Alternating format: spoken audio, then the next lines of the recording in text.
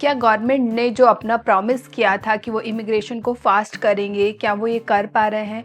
आइमा क्या कर रही है? क्या अभी कार्ड इशू कर रही है या फालता सेंड कर रही है, या फिर उनका क्या प्लान है? क्या ये अपना जो सर्विसेज है वो कंटिन्यू करेंगे जहाँ पर उन्होंने नए एम्प्लॉयज़ को हायर किया था, नए लॉयर्स को हायर किया था? चलिए जानते हैं इस वीडियो में। अलामेश अमिगोश, welcome back to my channel. तो जैसा कि आप मुझे जानते हैं, मेरा नाम है भारती और मैं रहती हूँ पोर्तो, पोर्चुगल में। और यहाँ से बनाती रहती हूँ मैं आपके लिए बहुत सारे informative videos, travel vlogs and immigration related videos. आज की इस वीडियो में हम बात करने वाले हैं आइमा और इमिग्रेशन रिलेटेड क्या यहाँ पर प्रोसेस चल रहा है, क्या प्रॉब्लम्स आ रही है और क्यों नए वीज़ास आने के लिए भी टाइम लग रहा है, लोगों को अपॉइंटमेंट नहीं मिल रहा है। सो उसका एक रीज़न ये हो सकता है कि यहाँ पर आइमा अभी, हालांकि कुछ कार्ड्स उन्होंने इशू कर दिए हैं, काफ़ी लोगों को मेरे नोन हैं जिनको कार्ड रिसीव हुए हैं, लेकिन बहुत सारे लोग हैं जिनको फाल्ता आया है। बहुत सारे ऐसे लोग हैं जिनको 4 महीने हो चुके हैं अपना बायोमेट्रिक दिए हुए, उसके बाद भी कोई इन्फॉर्मेशन नहीं है, कोई अपडेट नहीं है, आइमा को कांटेक्ट करने का कोई तरीका नहीं है। सो इससे परेशान होकर के बहुत सारे इमिग्रेंट्स, बहुत सारे एशियन इमिग्रेंट्स थे जिन्होंने प्रोटेस्ट किया है लिस्बन में रिसेंटली कि हमें हमारा राइट है, हम यहाँ पर आए थे और हमारे पास जो भी उस टाइम पे प्रोसेस था, अभी वो कंसिडर करते हैं कि फाइल लॉक अभी नहीं है, बट पहले जो प्रोसेस था उसके अंडर लोगों ने यहाँ पे जॉब किया है, यहाँ पे टैक्सेस पे किए हैं काफ़ी लॉन्ग टाइम तक, सारे डॉक्यूमेंट सबमिट किए हैं और उनको अभी तक कार्ड नहीं मिल पा रहा है।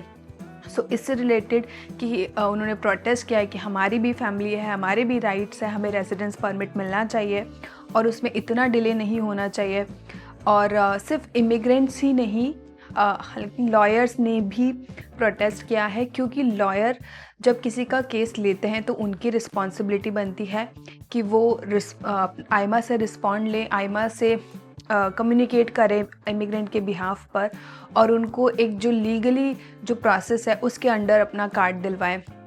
तो बहुत सारे लोग हैं जिन्होंने 6 टैक्सेस पे करके लॉयर हायर किया और फिर जब लॉयर की रिस्पॉन्सिबिलिटी बनती है तो उनको भी रिस्ट्रिक्ट किया जा रहा है, क्योंकि जब आइमा में जाते हैं वो तो एक पर डे के लिए 10 टोकन्स होते हैं लॉयर के लिए, ताकि वो जा कर के अब इमिग्रेंट्स के बिहाफ पर वो उनसे लीगली क्वेश्चन कर सकते हैं कि क्यों कार्ड डिले हो रहा है या कोई भी और प्रॉब्लम जो है रिलेटेड टू इमिग्रेंट्स वो कर सकते हैं। बट अभी क्या हो रहा है कि उनको सिर्फ 10 टोकन्स मिल रहे हैं। सो लॉयर के लिए भी बहुत मुश्किल हो जा रहा है, वो भी फर्स्ट कम फर्स्ट सर्व है। तो सुबह सुबह जा कर के उनको अपॉइंटमेंट लेना, उसके बाद भी वो एक सिटी से दूसरी सिटी ट्रैवल करते हैं क्योंकि इतना रश हो जाता है मेजर बड़ी सिटीज़ में। सो वो दूसरी सिटी में जाते हैं और उसके बाद भी जाने के बाद कोई कंफर्म नहीं है कि उनको टोकन मिल पाएगा या नहीं मिल पाएगा।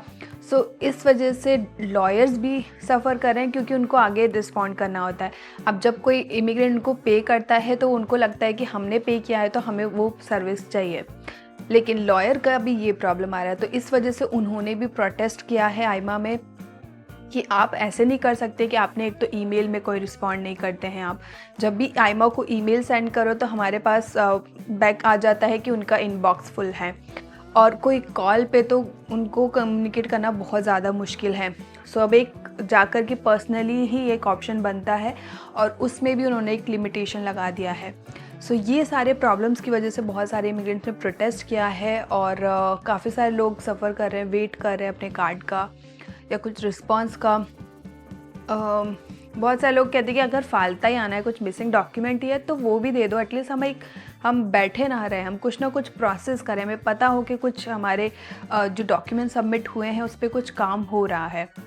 दूसरी साइड क्या है कि गवर्नमेंट जो है, प्राइम मिनिस्टर ने भी कहा है कि वो एक स्ट्रक्चर बनाना चाहते हैं, एक स्टैंडर्ड स्ट्रक्चर हो जिसमें वो किसी को फॉल्स होप नहीं देना चाहते हैं, कि इल्यूजन में नहीं रखना चाहते हैं कि आप यहाँ पर आएंगे आपको यहाँ पे जॉब मिलेगा और सब मिलेगा। वो चाहते हैं कि एक स्ट्रक्चर हो, एक पूरा प्रॉपर लोगों को, जो इमिग्रेंट्स यहाँ पर आ रहे हैं उनको प्रॉपर एम्प्लॉयमेंट कॉन्ट्रैक्ट मिले, उनको यहाँ पर फर्स्ट ऑफ ऑल वीज़ा के लिए इतना लॉन्ग वेट ना करना पड़े, उनको कॉन्ट्रैक्ट मिलेगा, उसके बाद उनको अकोमोडेशन मिले। तो ये सारी चीज़ें जो होनी चाहिए लीगली किसी के लिए, किसी इमिग्रेंट्स के लिए, अगर आप यहाँ पर आ रहे हैं किसी कंट्री में, रादर देन कि आप यहाँ पर आए, आप जॉब भी कर रहे हैं, आप यहाँ से बाहर नहीं जा सकते हैं और ये बहुत सारी प्रॉब्लम जो अभी हो रही है। सो वो कह रहे हैं कि हम ये कोशिश कर रहे हैं कि इस प्रोसेस को स्टैंडर्ड किया जाए, हम ऐसा ब्लॉक नहीं कर रहे हैं लोगों को आने के लिए, बट उसमें कुछ एक प्रॉपर प्रोसीजर होना चाहिए, तो उस पर काम किया जा रहा है। और उन्होंने ये भी कहा कि जो 4 लाख पेंडिंग केसेस हैं उस पर भी काम हो रहा है और वो 7 टाइम बेटर हो रहा है पहले से। और जो उन्होंने नए लॉयर्स भी हायर किए हैं, नई टीम रखी है, तो वो सब उस पर काम कर रहे हैं। अब कुछ कहा नहीं जा सकता क्योंकि इतना सारा बैकलॉग बहुत टाइम से है। सो अगर लोगों के कार्ड भी आ रहे हैं तो अगर 4 लाख में से अगर 10, 15, 20 लोग के कार्ड आ रहे हैं तो वो इनफ नहीं है। इस प्रॉब्लम को जल्द से जल्द उनको सॉल्व करना चाहिए और जून तक जैसे उन्होंने टाइम लिया है, लेट्स सी कि इस जून तक क्या पॉसिबल हो पाता है। स्टिल अभी उन्होंने ये नहीं किया है, कोई टाइम एक्सटेंड नहीं किया है, कुछ नहीं। वो कह रहे हैं कि इस जून तक वो पूरी कोशिश करेंगे कि सारे बैकलॉग क्लियर हो। दूसरा, यहाँ पर री इलेक्शन होने वाले हैं, सो उसकी वजह से भी इमिग्रेशन पर बहुत ज़्यादा इम्पैक्ट हो रहा है। जो यहाँ पर हैं लोग उनको तो हो ही रहा है उसका इम्पैक्ट, पर जो आने वाले हैं, जो कोई जॉब सीकर वीज़ा या कोई और वीज़ा अप्लाई करने का सोच रहे हैं, उनको भी वीज़ा के लिए, वीज़ा अपॉइंटमेंट के लिए बहुत ज़्यादा वेट करना पड़ रहा है। सो ये है अपडेट, ये चल रहा है अभी पोर्चुगल में इमिग्रेशन से रिलेटेड। तो मैं सोचा कि मैं आप तक ये न्यूज़ पहुंचा दूं, ये अपडेट पहुंचा दूं। सो अगर आप वीज़ा का वेट कर रहे हैं तो हो सकता है थोड़ा और टाइम लग जाए। और जो यहाँ पर लोग हैं अब वो प्रोटेस्ट कर रहे हैं सब लोग मिलकर के, तो आई होप कि उसके ऊपर कुछ अपडेट हो, उनको कोई रिस्पांस दिया जाए और ये बैकलॉग क्लियर हो, ताकि फिर कुछ और चीज़ें की जाए, जैसे रिन्यूअल पे ये लोग ध्यान दें, नेशनैलिटी पे, और बहुत कुछ है। सो लेट्स सी कि क्या होता है। अगर इस पर कोई और अपडेट है तो मैं ज़रूर वीडियो बनाऊंगी। अगर आपको ये वीडियो अच्छा लगा हो, इन्फॉर्मेटिव लगा हो, तो प्लीज़ वीडियो को लाइक ज़रूर कर दीजिए और अपने फ्रेंड या फैमिली जो भी यहाँ पर है, पोर्चुगल से रिलेटेड कोई भी इन्फॉर्मेशन चाहता है, तो उसको भी मेरा चैनल ज़रूर शेयर कीजिए। और अगर आप मेरे चैनल पर नए हैं, आपने अभी तक सब्सक्राइब नहीं किया है, तो प्लीज़ चैनल को सब्सक्राइब कर लीजिए, बेल आइकन दबाना मत भूलिएगा। मिलते हैं नेक्स्ट वीडियो में। चाओ चाओ।